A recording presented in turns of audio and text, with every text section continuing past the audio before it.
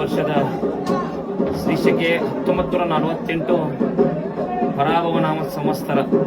ಈ ವರ್ಷ ಈ ಪರಾಭವನಾಮ ಸಂವತ್ಸರದಲ್ಲಿ ಚಿಕ್ಕ ಮಕ್ಕಳಿಗೆ ರೋಗ, ಅದರ ಜೊತೆಗೆ ಜನಗಳಿಗೆ ಸುಧಾರಣೆ ಆಕೈತಿ.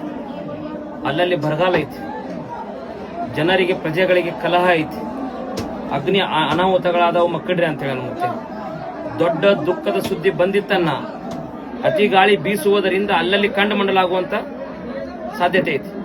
ಪಾಪದ ಕೆಲಸ ಹೆಚ್ಚಾದಿತ್ತು, ಕಾಡು ಪ್ರಾಣಿಗಳಿಗೆ ತೊಂದರೆ ಆದಿತ್ತು, ಅಲ್ಲಲ್ಲಿ ರಾಜ ಪ್ರಜರಿಗೆ ಕಲಹ ಐತಿ.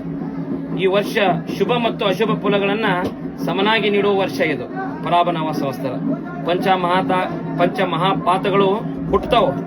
ಉತ್ತರದಲ್ಲಿ ಅಧಿಕ ಮಳೆ ಆಗಿ ಕೆಲವು ಕಡೆ ಅತಿವೃಷ್ಟಿ ಆಗುವ ಸಾಧ್ಯತೆ ಇದೆ, ಹಾಗೂ ವಿಶ್ವದ ಕೆಲವು ಕಡೆ ಭೂಕುಸಿತ ಆಗುವ ಸಾಧ್ಯತೆ ಇದೆ. ರೈತರಿಗೆ ಹೆಚ್ಚಿನ ಒಳ್ಳೆಯದಾಗುವಂತ ಈ ವರ್ಷ. ರಾಜಕೀಯದಲ್ಲಿ ಇನ್ನಷ್ಟು ಹೊಸ ತಿರುವು ಉಂಟಾಕತ್ತೆ.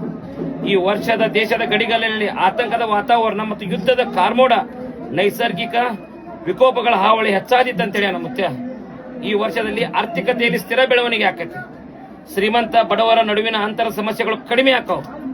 ಈ ವರ್ಷದಲ್ಲಿ ಉತ್ತಮ ಮಳೆ ಆಗುವ ಸಾಧ್ಯತೆ, ಆದರೆ ಭೂಕುಸಿತ, ನೈಸರ್ಗಿಕ ವಿಪತ್ತುಗಳು ಎದುರಾಗಬಹುದು.